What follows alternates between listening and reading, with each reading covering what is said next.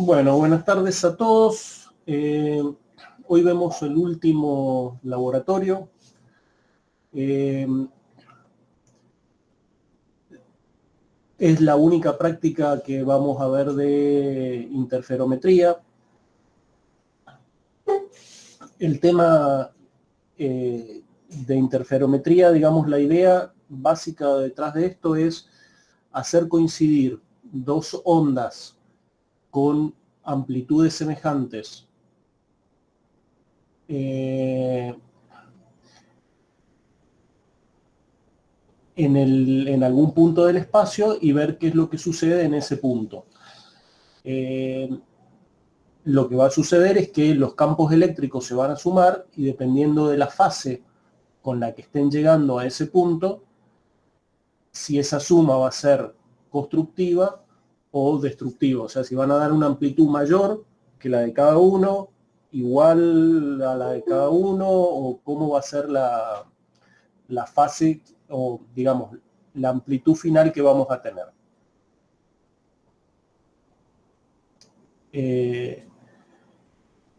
La interferencia, bueno, se produce en muchos casos distintos. Nosotros vamos a ver uno en la cual la fuente de ondas que tenemos, que es una fuente de ondas plana, la vamos a hacer que se divida en dos, pero antes de hacer que se divida, la vamos a convertir en un frente de ondas esférico, o una partecita de un frente de ondas esférico. Los recorridos para llegar a la pantalla van a ser distintos y entonces las esferas van a tener radios distintos cuando choquen en la pantalla. Eso va a hacer que los cambios de fase a lo largo de la pantalla de la esfera interfieran de distinta manera en algunas zonas respecto de otras, porque la onda que está llegando con otro radio va a tener máximos y mínimos en otros lugares. Entonces, cuando tengamos los máximos en el mismo lugar, ahí vamos a tener una interferencia constructiva. Cuando tengamos un máximo y un mínimo en un determinado lugar, vamos a tener una interferencia destructiva. Y valores intermedios que en general el ojo no distingue mucho en todo el resto del espacio. Entonces, como que lo que va a marcar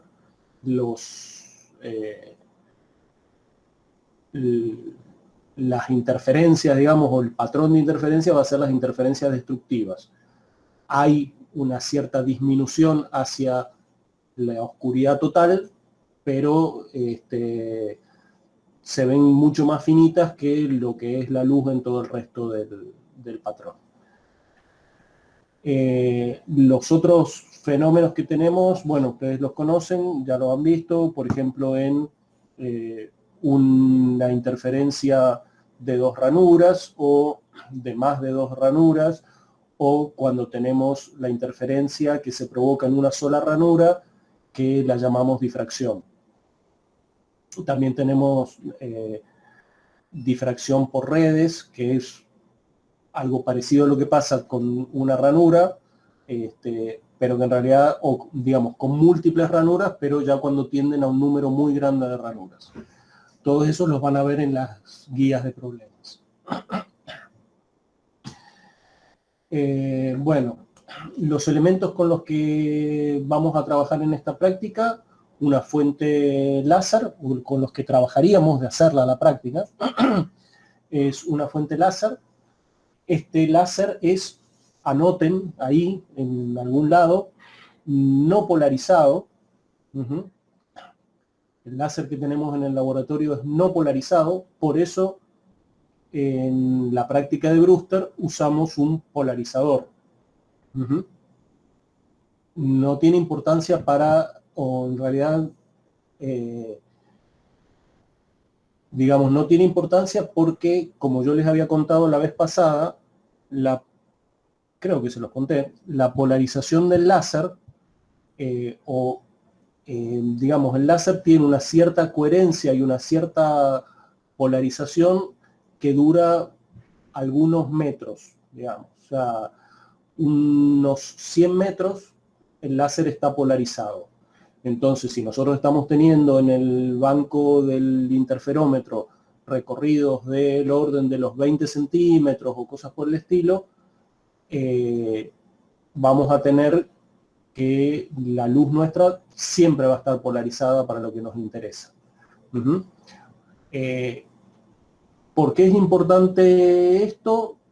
Normalmente no lo miramos en la explicación esta, pero si yo tengo que un rayo está llegando polarizado en el eje vertical y otro llega polarizado en el eje horizontal en la pantalla, nunca van a hacer interferencia.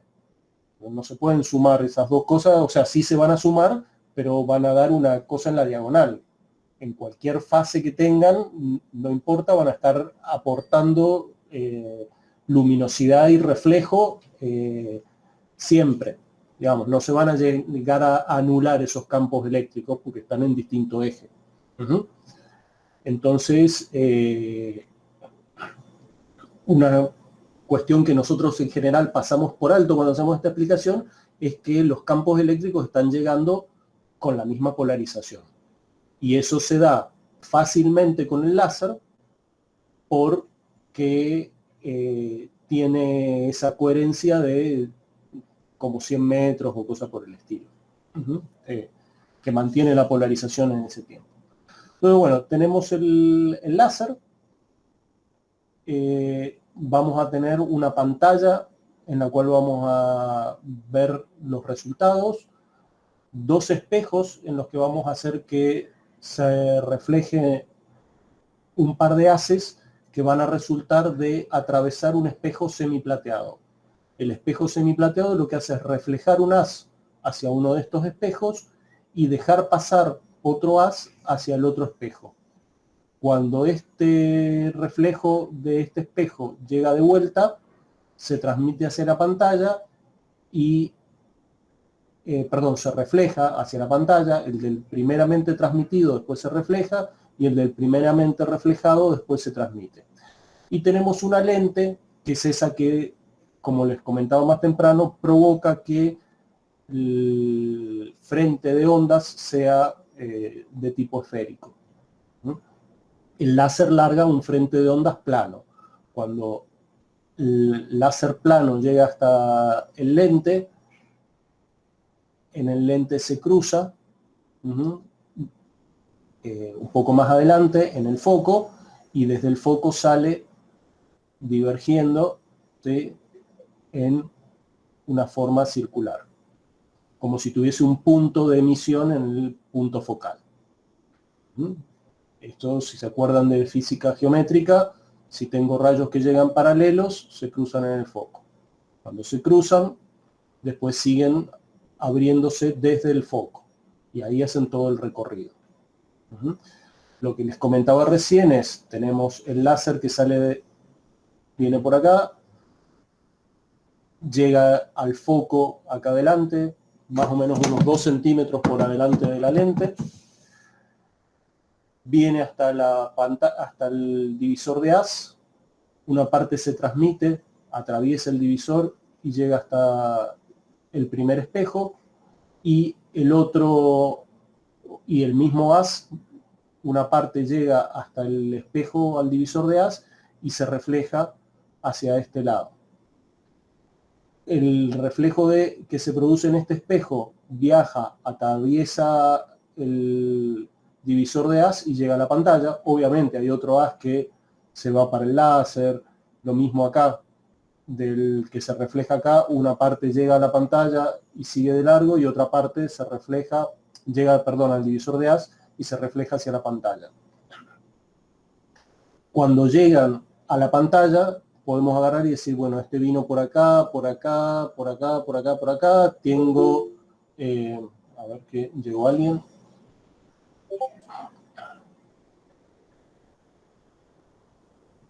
Tengo, no sé, 7 centímetros, más 7 centímetros, más 7 centímetros, más 4 centímetros. Bueno, total, no sé, 20 centímetros. y este otro camino también casi 20 centímetros. Dependiendo de esa diferencia del casi, la fase con la que van a estar llegando. Si llegan con la misma fase, tengo un punto gordo acá, todo rojo, del láser rojo que está emitiendo, y si llegan en contrafase voy a tener una zona central oscura y por ahí un anillito al costado de una primer zona en la que la diferencia de caminos hace que la curvatura distinta de los dos recorridos ya empiece a ubicar otro punto en el que están en fase.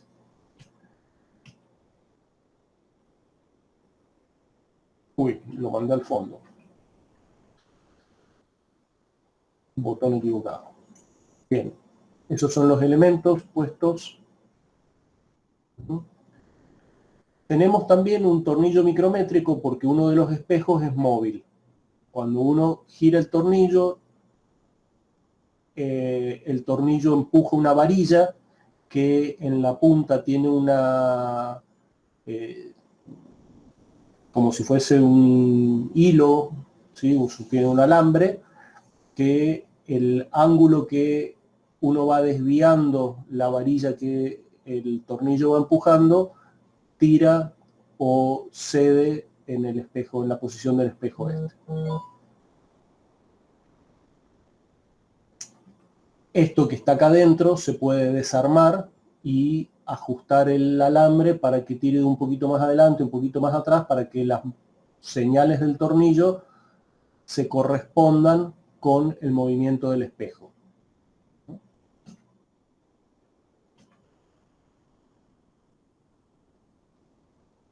A ver.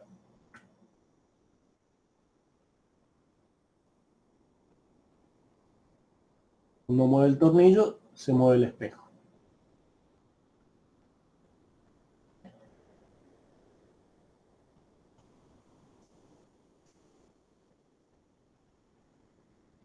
Bueno, supongo que se habrá entendido que es más o menos lo que yo les expliqué.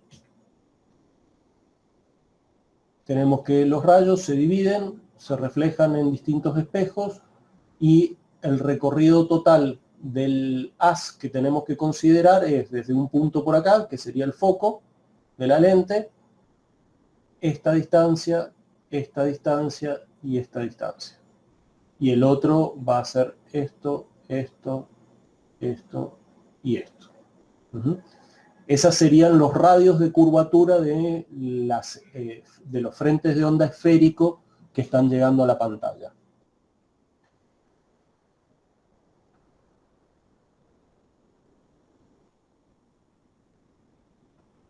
Como les comentaba, si tenemos dos ondas que llegan en la misma fase, se van a estar superponiendo. Cuando yo tengo otro rayito que viene y llega acá por un camino, la fase con la que va a llegar este otro que llega hasta acá va a ser distinta. Si el recorrido del otro rayo, cuando llega a este mismo punto, es más largo o más corto, su fase va a ser distinta y la suma no va a ser como esta. Cuando a este punto estén llegando en contrafase y acá llegaban en fase, acá va a estar una zona roja y acá va a haber una zona oscura negra. Y por acá algo intermedio que el ojo mucho no lo va a distinguir, lo va a ver casi todo como brillante.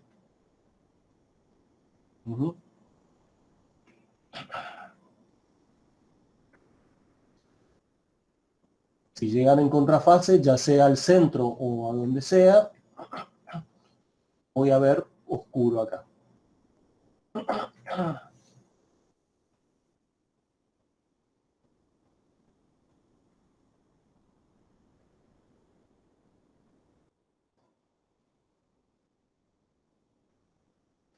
Si en la pantalla tenemos un máximo, esto se parece bastante a lo que se ve. Después igual ustedes tienen ahí unos videos que se recomiendan donde ven el experimento. Dice, si tenemos un máximo en el centro, cuando desplazamos un poco el anillo, donde antes llega, de acuerdo a cuánto lo desplazamos, ¿no? Dice, desplacemos el espejo móvil un cuarto de longitud de onda. si el móvil lo desplazamos un cuarto de longitud de onda, como este camino lo recorre 2 veces, la onda sale de acá con un cambio de media longitud de onda. Si el cambio es de media longitud de onda, donde antes llegaba con la misma fase que el que venía por este otro camino, ahora va a llegar a contrafase. O sea, si antes yo tenía una interferencia constructiva acá en el centro, ahora va a ser destructiva.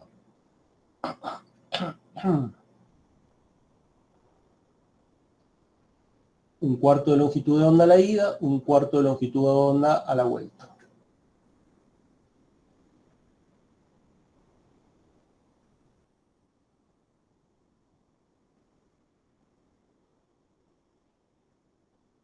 Bueno, entonces, otra forma de verlo es,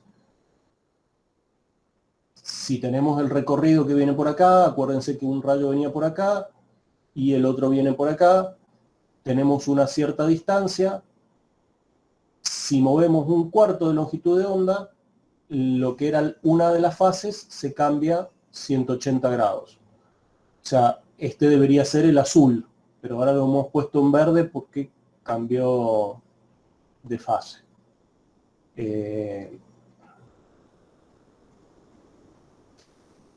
Si movemos otro cuarto más de longitud de onda el espejo, estaba acá, lo acercamos un cuarto, lo acercamos otro cuarto más. ¿Sí? Fíjense que estamos hablando de un cuarto de longitud de onda, la longitud de onda del láser es 658 nanómetros, o sea 0,6 micrómetros, y estamos moviendo cosas de un cuarto de esa distancia, o sea 0,15 micrómetros. Bien. Dice, primera experiencia, calibración del tornillo micrométrico. Esto se puede interpretar de distintas maneras. Una es decir, bueno, a ver, ¿está calibrado o no está calibrado el tornillo? Algunos profesores piden esa información. Otra posibilidad es decir, si el tornillo, porque yo lo puedo ajustar adentro del, como les decía, del instrumento, pero si el tornillo dice que yo recorrí 0,1 marquitas, o una marquita, acá, vine a parar acá. ¿Eso cuánto desplazó el espejo? Y lo desplazó 0,876. Bueno, listo, yo ya no me interesa cuánto, porque cuento marquitas y lo multiplico por 0,876 y ya tengo calibrado mi instrumento. O sea que también se puede interpretar calibrar el tornillo micrométrico como decir cuál es su calibración.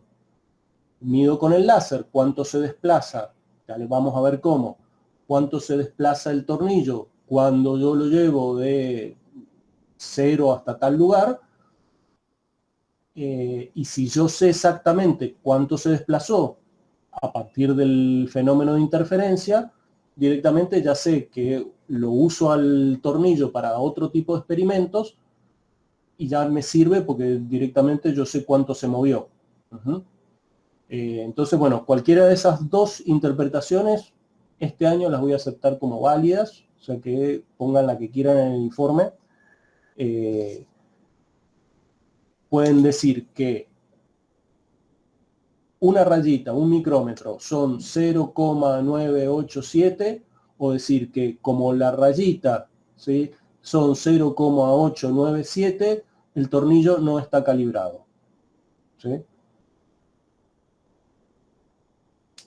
Pueden usar cualquiera de las dos afirmaciones, pero igual tienen que llegar a la conclusión de que una rayita de estas es 0,87, ¿no?, micrómetros o lo que sea. ¿Sí? Bueno, ¿cómo funciona esto? Les decía, tenemos el tornillo micrométrico, la marca acá que indica 0, después tengo 4 fracciones hasta llegar a lo que sería aproximadamente, de acuerdo a la calibración, un movimiento de 1 micrómetro en el espejo. ¿Qué parte del recorrido entre este y este punto hice lo tengo marcado acá, con 25 ranuritas. O sea que este cuarto de micrómetro lo puedo ver de manera más exacta o más precisa, viendo qué partecita me moví. O sea que acá tengo una décima de micrómetro. Aproximadamente, porque ya les digo que esto no está calibrado, o justamente la tarea nuestra es calibrarlo. ¿Cómo vamos a hacer esto? La idea es desplazar, ¿sí?, la imagen esa que habíamos visto que tenía un centro brillante, por ejemplo con interferencia constructiva, lo llevábamos a tener un centro oscuro y después tenemos de vuelta un centro brillante. Eso diríamos, uy, acá pasó una longitud de onda.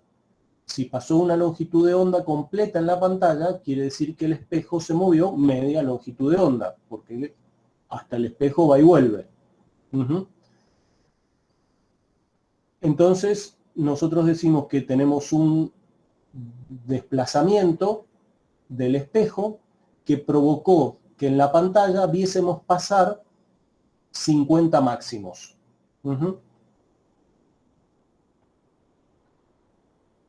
Como el desplazamiento del espejo, el camino se mueve el doble, tenemos que 50 lambda va a ser lo mismo que 2 veces lo que se movió el espejo. ¿Se entiende hasta ahí? Sí, profe.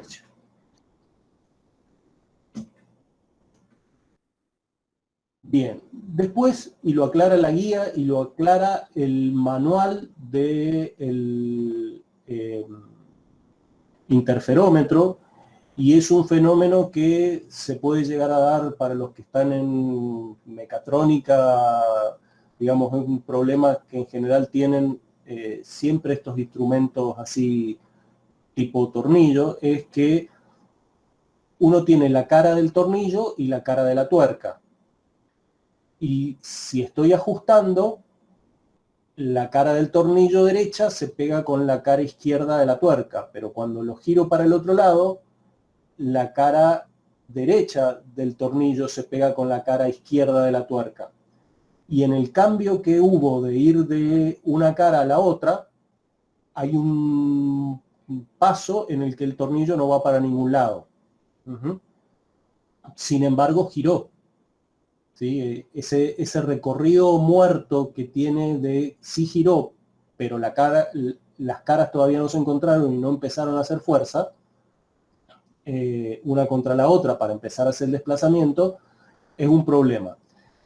Entonces, la tarea que toca para poder hacer la medición, dice el manual o las recomendaciones, es llévelo a 0,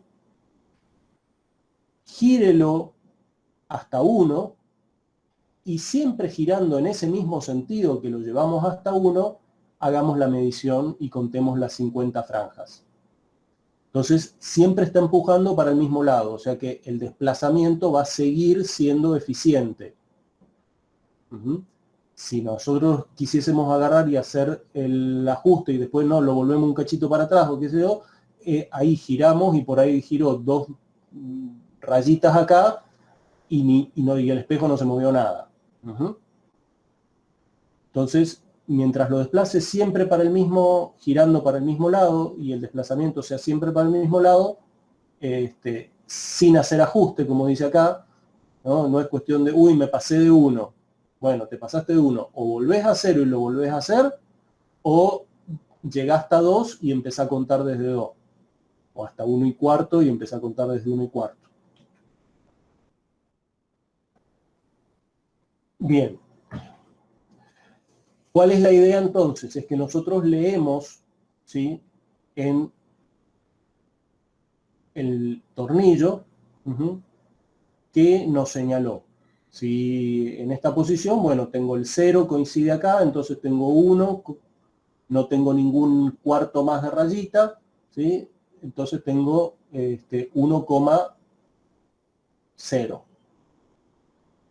Si lo tuviese por acá, en la mitad de este segmento, este tornillo quedaría más o menos en el 14, una cosa por el estilo, y tendría un cuarto, o sea 25, más las 14 rayitas que tengo acá. O sea que tendría 39 micrómetros. ¿Se entiende cómo se usa el tornillo?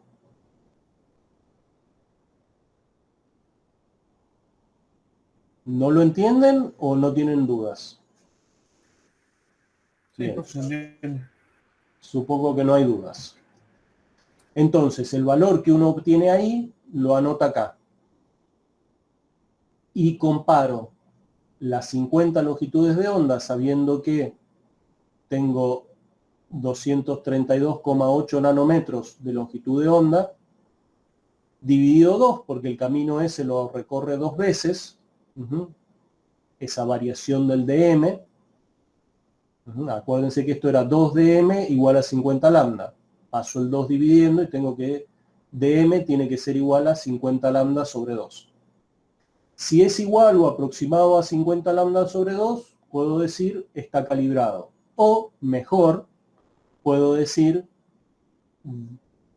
una rayita, un micrómetro, una marca del micrómetro, mejor dicho, son 0,967 nanómetros.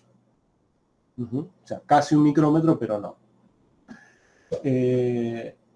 Entonces, bueno, queda, supongo, entendido esta parte. ¿Alguno tiene alguna duda o sigo con la siguiente? Bien. Yo por mi parte no, profe.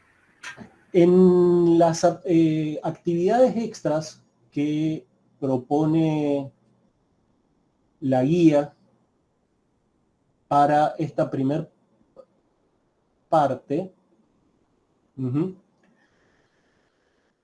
fíjense, acá dice el valor de cada división es 0,989 micrómetros. ¿De dónde sale este dato?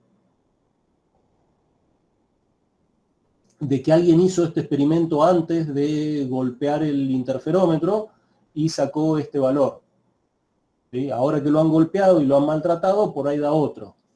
¿Sí? O que pasó el tiempo, que tuvo calor, que el alambre ese que mueve el espejo se dio un poco con el tiempo, etcétera, ¿no? Entonces, tenemos que volver a calibrarlo, tenemos que encontrar nosotros un número para eso. O podemos decir, esto es lo que nos dijo el último que lo usó, lo que tenemos que ver es si sigue o no sigue calibrado. Entonces, si yo digo, las rayitas del interferómetro, perdón, las marquitas que giré el tornillo fueron 16, entonces, si giré 16 rayitas, y cada rayita corresponde a 0,989 micrómetros, entonces el tornillo está descalibrado porque a mí me dice que debió haberme dado 0,834. No sé. Bien. Les decía que en uno de estos videos, que están bastante buenos, hay un detallecito que lo que está haciendo el comentario dice que cuando dos ondas de luz se encuentran en un lugar del espacio, sus intensidades se suman. Y nosotros sabemos que no, que lo que se suman son sus amplitudes. ¿Sí? Pues la intensidad es va con el cuadrado de la amplitud. Así que bueno, esa sutileza, digamos, del video, que es el video número 3.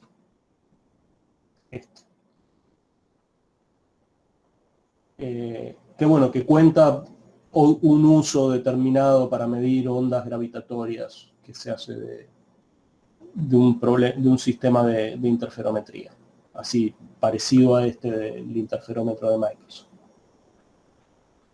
Bueno,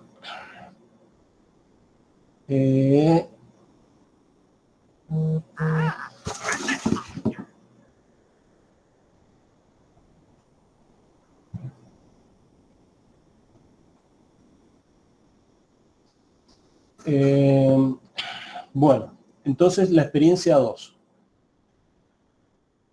En la primera parte, nosotros lo que hicimos es cambiar el camino óptico moviendo el espejo. En esta segunda parte lo que vamos a hacer es cambiar una parte del camino óptico, ¿sí?, del otro haz, poniendo una celda en la cual vamos a hacer vacío. Entonces esa celda tiene 3 centímetros de longitud y cuando nosotros hacemos vacío estamos variando el índice de refracción del aire, que es casi 1, pero no es 1. Cuando hacemos vacío lo hacemos que sea más cercano a 1. Si cambiamos el índice de refracción haciéndolo más chiquitito, la longitud de onda la dividimos por n, la longitud de onda en el vacío dividida n, vamos a tener, que antes teníamos que la dividíamos por un n grande, y ahora la vamos a dividir por un n más chiquito. Si la dividimos por un n más chiquito, la longitud de onda crece. Se parece más a la longitud de onda en el vacío. Eso hace que si adentro de la celda uno tenía 50.000 longitudes de onda en el camino de ida y otras 50.000 en el camino de vuelta, cuando las longitudes de onda se agranden, voy a tener menos adentro de del recorrido de la cámara, ¿sí? Las longitudes de onda irían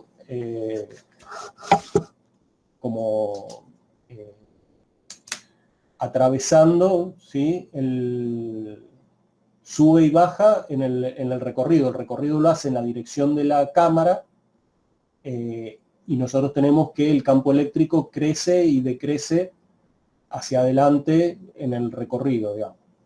Entonces, esas longitudes de onda, 50.000 que tenemos ahí adentro, vamos a pasar a tener 49.999, ¿sí? Ahora, ¿cuánto tuvo que haber variado la longitud de onda? Y tiene que haber variado como para sacar una longitud de onda. ¿Y qué pasó en el camino de sacar una longitud de onda? No en el camino, sino en el movimiento que hice de la bomba o en esa bajada de presión que hice en ese aire. Y fue recorriendo desde salir con la fase con la que salía antes de la cámara de vacío a salir con la misma fase. Y para ir desde una fase hasta la misma, tuvo que ir pasando por todos los valores de fase intermedio, o sea que salió con la fase totalmente contraria, salió con un poquitito menos de la misma y así. O sea, fue recorriendo todo un coseno, digamos, entero para pasar de una fase a la misma y tener que yo tenía 50.000 longitudes de onda a tener 49.999. Eso lo logro variando el n. ¿Cómo veo eso en la pantalla? Y lo voy a ver de la misma manera. Si estoy saliendo de la cámara de vacío con la misma fase con la que salía antes, en la pantalla voy a tener la misma imagen que tenía antes, o muy parecida, digamos. O sea, donde antes tenía un centro brillante, voy a volver a tener un centro brillante. Pero en el camino, mientras estoy bajando la presión en la cámara de aire, voy a ir de tener un centro brillante a tener un centro oscuro, a volver a tener un centro brillante. Ahí digo que conté una franja, Ujú. Cuando sigo haciendo vacío, voy a contar otra franja más y otra, así, no sé, 5 franjas, 4 franjas, 7, 10 franjas. Ujú. De acuerdo a cuánto vacío voy haciendo. Entonces, bueno, esa es lo que hacemos en esta experiencia, es variar una parte del camino óptico cambiándole la longitud de onda con la que se recorre esa partecita de camino óptico. Eso sería la celda de vacío, mide 3 centímetros, tiene este piquito con el cual nosotros le conectamos la manguera, hacemos presión sobre esta palanca y eso hace que el émbolo se retire y que tome aire de adentro de la cámara o de toda la manguerita y del manómetro y todo. Cuando hago eso hay una válvula que eso lo deja pasar para este lado. Cuando suelto la presión, el émbolo se va para adentro, pero no entra aire de vuelta para acá. Entonces, saco aire, no entra. Saco aire, no entra. Saco aire, no entra. Voy leyendo en el manómetro. Ahora fíjense que lo que yo estoy haciendo es pasar de tener presión atmosférica a bajar, ¿sí? O sea que yo en un caso voy a tener presión 1, presión atmosférica menos 10. Y en el otro voy a tener, en la medida que baje, voy a tener presión atmosférica menos 40. O sea que la diferencia de presión fue menos 30. Es negativa. Yo estoy bajando la presión. ¿Sí? Presión atmosférica está en los dos, lo puedo eliminar y me queda menos 10 y menos 30, o menos 10 y menos 40, o 0 y menos 30. 0 si partí desde la posición sin haber hecho nada de vacío. Se arma más o menos así, o sea, se pone la cámara en este recorrido. También hay un soporte para ponerlo acá, pero bueno, no interesa. Y entonces lo que tengo es esto. Tengo un espejo que es el espejo móvil, pero que yo lo dejo fijo, no lo voy a mover. El otro espejo fijo y la cámara en el camino. Y en esta cámara yo voy a tener, a ver si me sale dibujarlo a mano, ¿sí? Así las longitudes de onda. Los senos van a ir así. Suponiendo que el plano de polarización sea paralelo a la mesa, voy a tener un recorrido de ondas así. No sé si me llegan a ver, si no, no importa. Bueno, entonces, si acá estaba saliendo, empezaba para acá, después de que hago un poco de vacío, va a empezar para este lado. O sea que si antes llegaba constructivamente a la pantalla, cuando salía para allá el seno, así, ahora que sale para allá, va a llegar en contrafase con el que venía por el otro camino. Todo este no cambió, solo cambió la presión en esta parte. ¿Qué hago con esto? Tengo una longitud de onda que es longitud de onda dividido n adentro de la cámara. Esta sería la longitud de onda en el vacío, que son esos 638 nanómetros.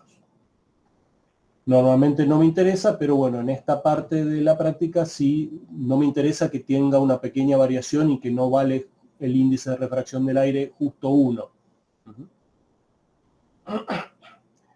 El índice de refracción en el vacío es 1 y a determinadas presiones va creciendo. Nosotros vamos a tomar una medición a presión atmosférica o a alguna presión. ¿Sí? Si tomo a presión atmosférica, ¿qué va a marcar mi manómetro? 0. Si lo tomo a presión 1, ¿qué va a marcar mi manómetro? Menos 10, por ejemplo. Y acá menos 40. O sea, siempre voy a tener presión atmosférica menos 10, presión atmosférica menos 40. En el manómetro yo voy a leer 0, menos 10, menos 40.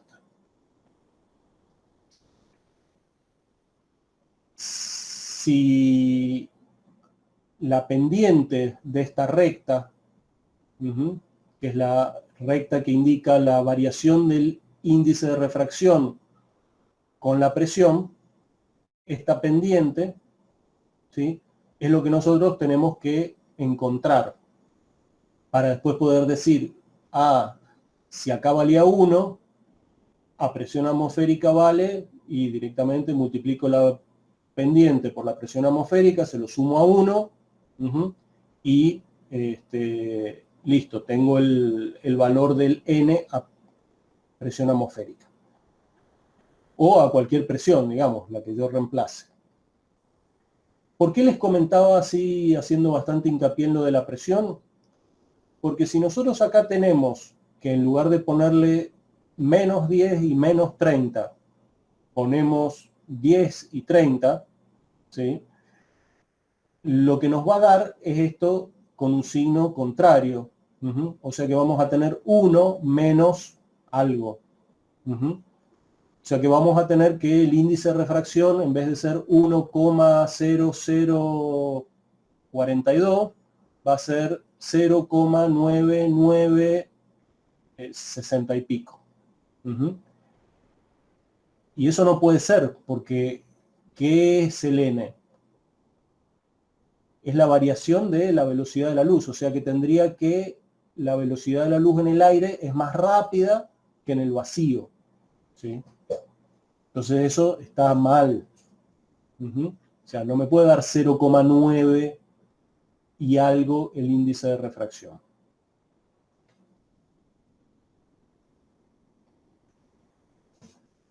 Bueno, ¿cómo analizamos esto? Como yo les había estado contando recién. ¿Qué tenemos? Tenemos que adentro de la cámara hay N1 longitudes de onda en este recorrido de 2D. Va y vuelve. 2D son 6. 6 dividido lambda, que serían 638, o 632,8, no me acuerdo cuánto era, pero 6 dividido 600, ¿sí?, es como tacho el 6 con el 6 y me queda 1 dividido 100.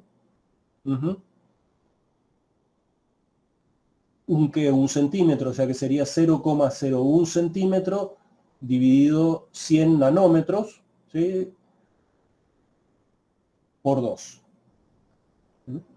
Ese sería la cantidad de longitudes de onda que uno tiene ahí adentro.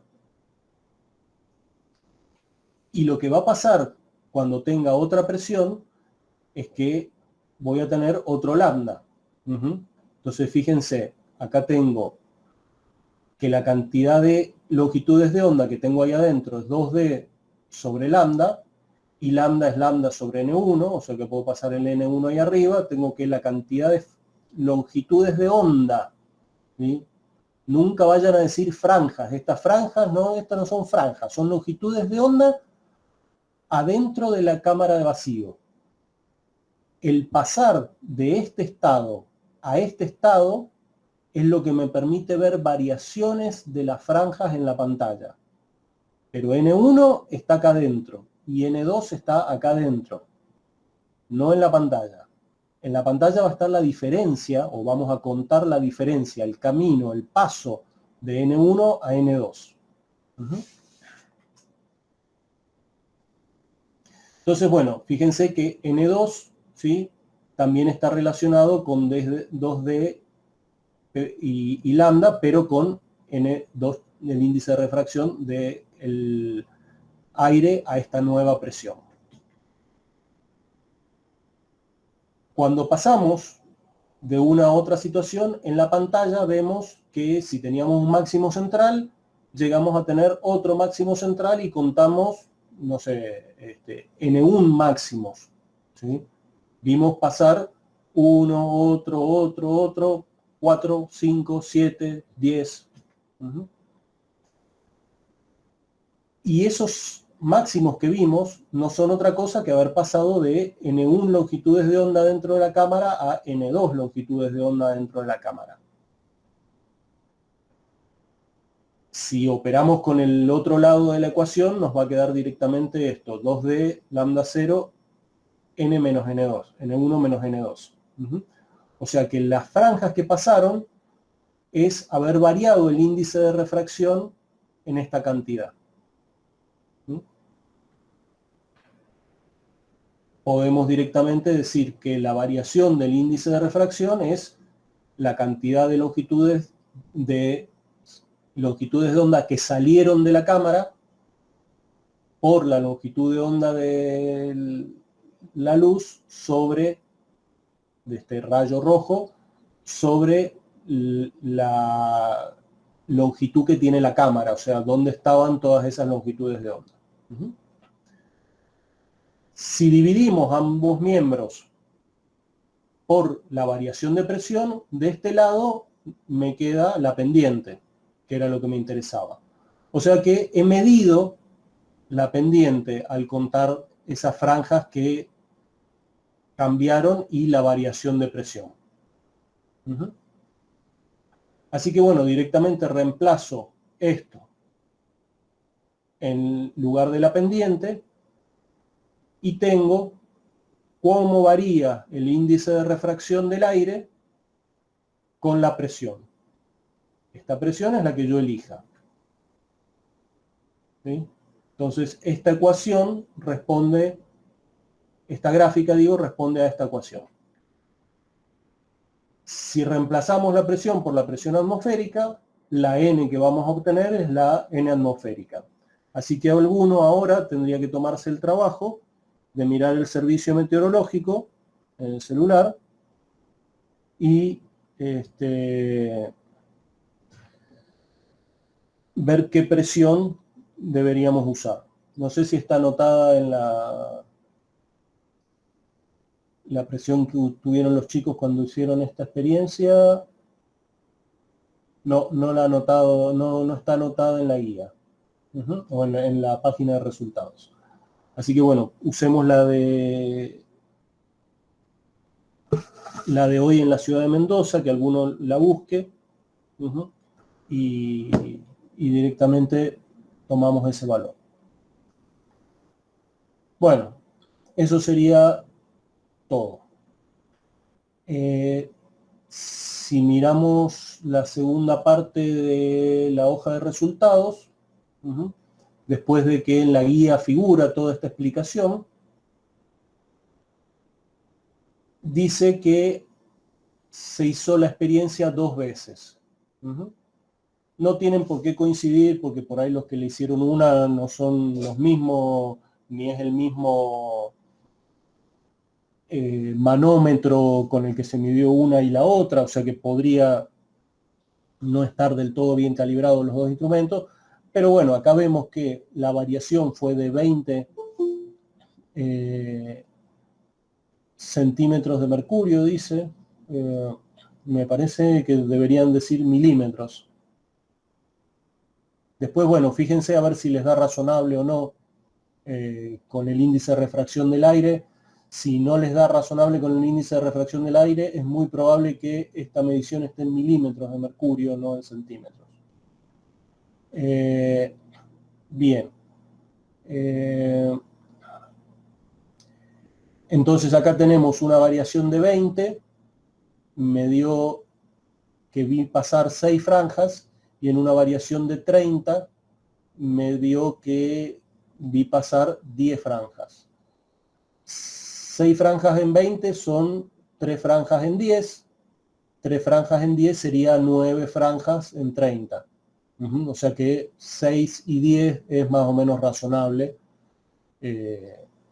Como n tiene que ser un número entero, porque es franja, bueno, puede ser un pequeño, digamos que ahí estaría el error en mi medición, está en una franja. Bien. Y bueno, y acá después también hay otros dos videos para ver algo parecido a esta práctica. Bueno, acá fíjense que dice compare los resultados. Ustedes busquen en el libro cuál es el índice de refracción del aire, o en Google, qué sé yo, y vean que si les da con un 0 de diferencia, es probable que se deba al problema de esta unidad acá. Porque yo ahora no tengo un manómetro y no lo recuerdo de memoria, pero me parece que estaba calibrado en milímetros.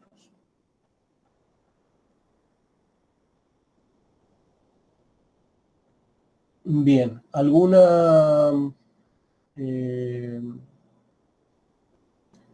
duda? ¿Alguna consulta? Profe, una pregunta. No, gracias, profe. Momento que tomo la foto, no se vayan a ir, que tienen ausente.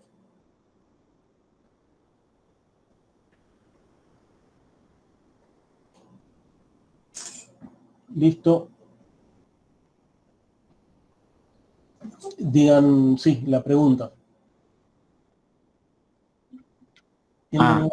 Sí. Yo, es que no Sí. entiendo a qué se refieren cuando dice vi pasar determinada cantidad de franjas.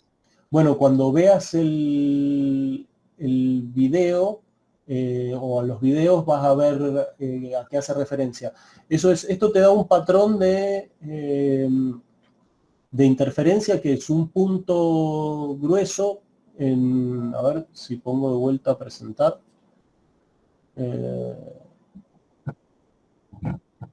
Toda una pestaña. Esta pestaña, compartir. En la guía también lo ves. Si tenés la guía ahí a mano, creo que estaba el dibujito. Dice figura 11.2 pantalla. Sí. Tiene un centro, después una liñita negra, otro brillante, una liñita negra un poco más gruesa, otra parte brillante, una línea negra más gruesa todavía, otra parte brillante y así. Bueno, Sí. el centro se empieza a poner oscuro. Tenés un punto negro en el centro y donde antes tenías esta franjita negra se va corriendo. Sí. Entonces vos vas viendo que esto se pone oscuro y que se va poniendo claro los lugares donde antes estaba oscuro y que después en el centro de esto vuelve a aparecer, en el centro oscuro que te sale acá, vuelve a aparecer un punto brillante y se te repite de vuelta este patrón. Pero miren los videos y ahí van a ver, hay bastantes muestras de incluso con láser rojo y todo, igual que lo que verían en el laboratorio. Se refiere a que si vos agarrás y pones acá, ¿sí? una marca, vos vas a ver que esta franja atraviesa la marca, que vuelve a aparecer otra franja en el medio, que vuelve a atravesar la marca, que una nueva franja atraviesa la marca y así. Entonces, bueno, ¿cuántas franjas ves atravesar la marca? ¿O cuántos centros ves que vuelven a ser brillantes? Sería más o menos la misma. Lo que pasa es que esto nosotros lo hacemos con una lente así y queda bastante bonito el patrón y se ven así el movimiento, pero si no también se puede hacer en otras experiencias que acá aparezcan franjas verticales. Entonces vos ves que las franjas se van desplazando hacia un costado y en vez de salir desde el centro. Pero bueno, nosotros lo tenemos así con este esquema. Si uno puede poner una lente que no sea así como lenteja, sino que sea en un solo eje, que sea solo vertical y entonces te van a aparecer franjas verticales nada más. Claro. O sea que en el eje Y no haya, que no sea ¿cómo es que se llama? Un frente de ondas esférico, ¿sí? Sino que sea un frente de ondas cilíndrico con dos cilindros de distinto radio. Entonces las franjas serían verticales. Claro. Como lo ponen en el libro. Claro. Claro. Pero eso, bueno, en vez de obtenerlo así con una lente tipo lenteja, lo tenés que tener con una lente que sea en un solo eje. que tenga la convexidad en uno solo eje y en el otro sea recta. Bien, ¿alguna otra duda?